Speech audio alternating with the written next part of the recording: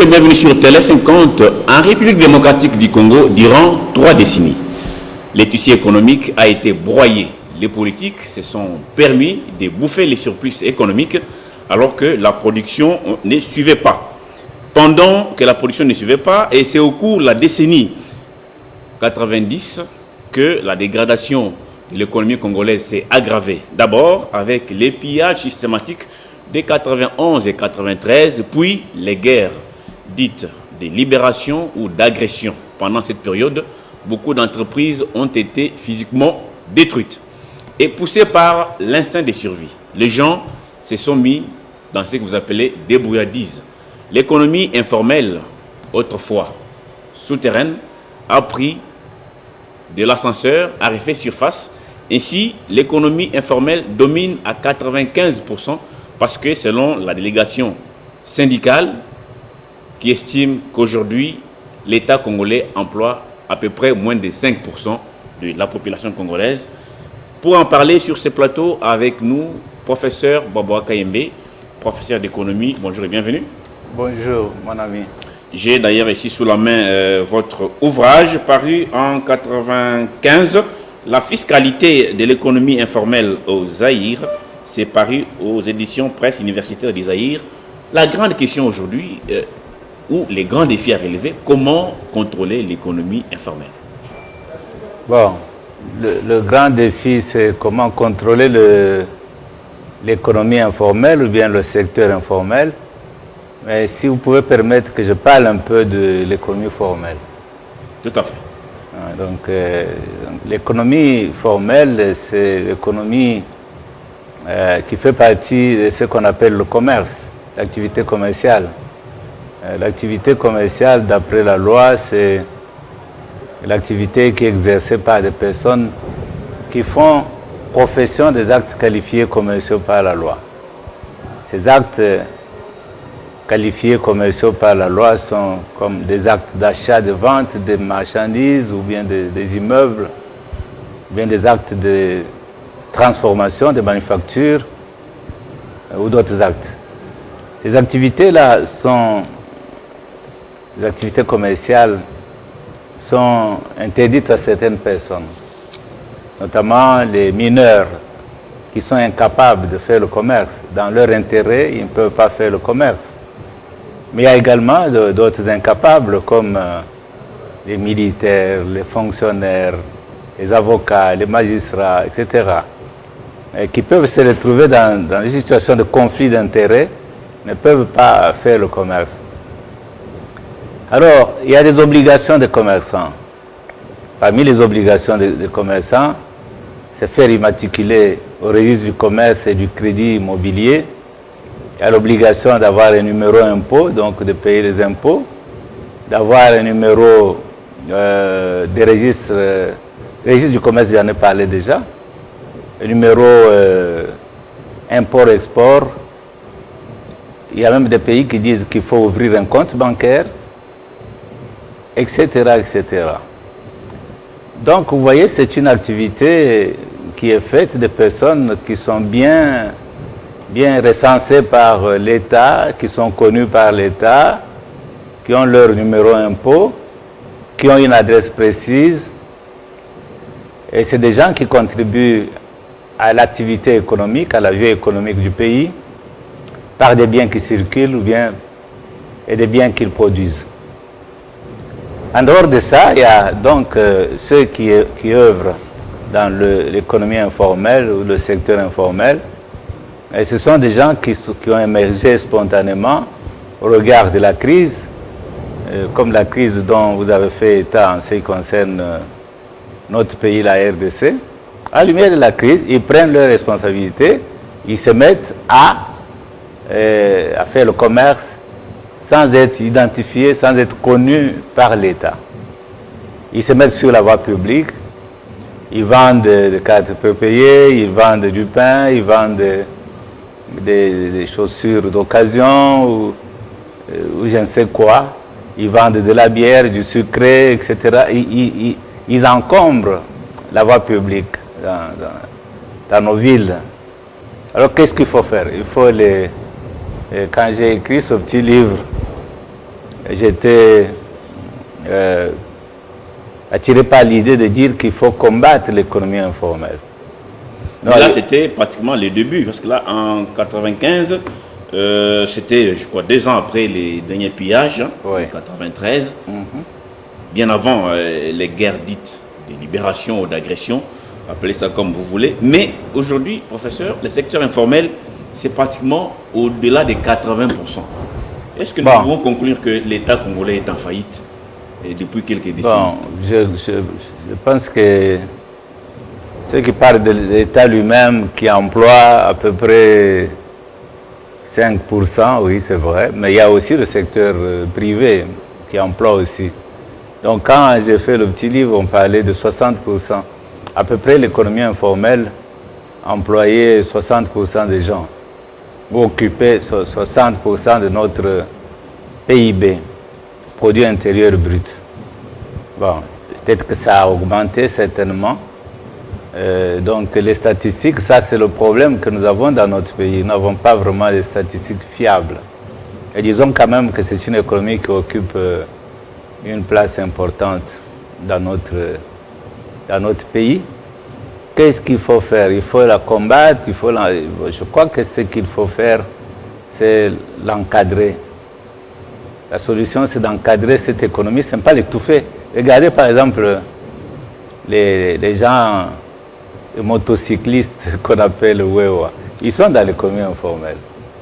Qu'est-ce qu'il faut faire? Est-ce qu'on peut les combattre? Non, on ne peut pas les combattre parce que ces gens qui sont dans l'économie informelle rendent un service quand même, un service économique. Même à petite échelle, mais ils rendent un service de transport. Ils vont dans des coins où d'autres ne partent pas. Ils vont au fin fond des villes ou bien dans des quartiers obscurs de nos villes. Ils transportent des gens, comme ceux qui vendent du pain ou qui vendent des cartes peu payées, etc. Je crois qu'ils rendent un service quelconque. Mais leur activité reste limitée. Leurs ambitions restent très, très limitées parce qu'ils ne peuvent pas, par exemple, accéder au crédit bancaire dont on a déjà parlé. Pour accéder au crédit bancaire, il faut être immatriculé au registre du commerce, il faut avoir un numéro impôt, etc. Donc, il faut les encadrer pour leur montrer les bienfaits de l'économie formelle que je viens de finir, du commerce formel, leur montrer les bienfaits et les aider à faire ce bond qualitatif pour aller vers l'économie formelle, où ils pourront gagner de l'argent, devenir riches, etc., au lieu de patauger dans le secteur informel. Donc, je crois que effectivement, c'est une économie qui a des aspects positifs, mais qui a beaucoup d'aspects négatifs aussi.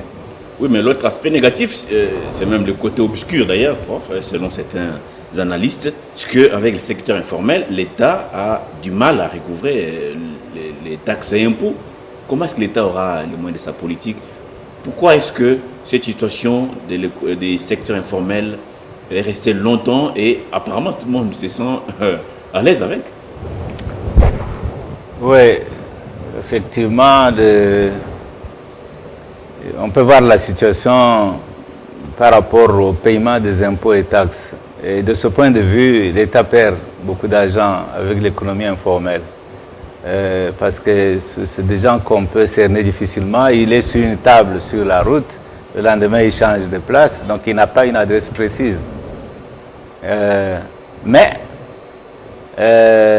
ils rendent quand même un service déjà à l'État lui-même. Parce que l'État lui-même ne peut pas donner des emplois à tout le monde. Et ces gens créent des sortes d'emplois pour eux-mêmes. Et ces gens laissent l'État tranquille avec leurs emplois-là. Du fait qu'ils sont sur la route, ils vendent ceci et cela, finalement, ils arrivent à s'occuper de leur foyer, ce qui crée quand même une stabilité de foyer, et ce que l'État trouve intéressant. Mais sinon, l'État doit leur trouver des possibilités de payer les impôts, doit les encadrer, doit créer des quartiers commerciaux ouverts à ces gens-là, de telle sorte qu'ils puissent être identifiables et qu'on puisse les amener à payer les impôts. Mais sinon, ce que j'avais Ce que j'avais proposé dans mon petit livre, c'était de pouvoir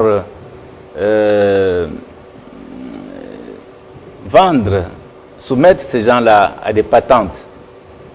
Donc ceux qui sont dans le grand marché ou bien dans les marchés, ils payent ces patentes-là chaque jour. Ils payent un droit chaque jour à l'autorité du marché. Mais ceux qui sont en dehors du marché sont difficilement cernables. Il se pose un problème de canalisation de ces recettes de main en main dans des marchés et tout. Est-ce que l'État congolais sait finalement combien perçoivent ces personnes interposées chaque jour à travers des marchés, à travers des rues? Parce que, comme vous dites, ces gens sont parfois très, très mobiles. Hein. Ils se déplacent jour après jour. Mais la situation, déjà, telle qu'elle est, elle est à peu près alarmante. Est-ce que le fait que les secteurs informels perdurent, persistent, est-ce que la culture fiscale aussi ne s'éloigne pas de plus en plus dans la tête des Congolais? Bon, on peut se réveiller un bon matin, mettre une table, commencer à vendre, gagner son petit gain sans rien rétrocéder à l'État. Bon, la culture fiscale s'éloigne, oui, c'est vrai, mais c'est très difficile de percevoir les impôts auprès de cette multitude de gens qui sont très mobiles. Et c'est vrai aussi. Mais en réalité, l'État doit parler avec eux. L'État doit parler avec eux. Et ils vont d'ailleurs démontrer qu'ils payent beaucoup d'argent à l'État, pour ceux qui sont dans les marchés. Et cet argent d'ailleurs, comme vous l'avez dit, n'est pas canalisé au compte ni de l'État ni de la province. Cet argent est détourné dans les marchés. Là, c'est un problème d'organisation de l'État. Ça soit s'organiser pour que son argent arrive bien dans son compte.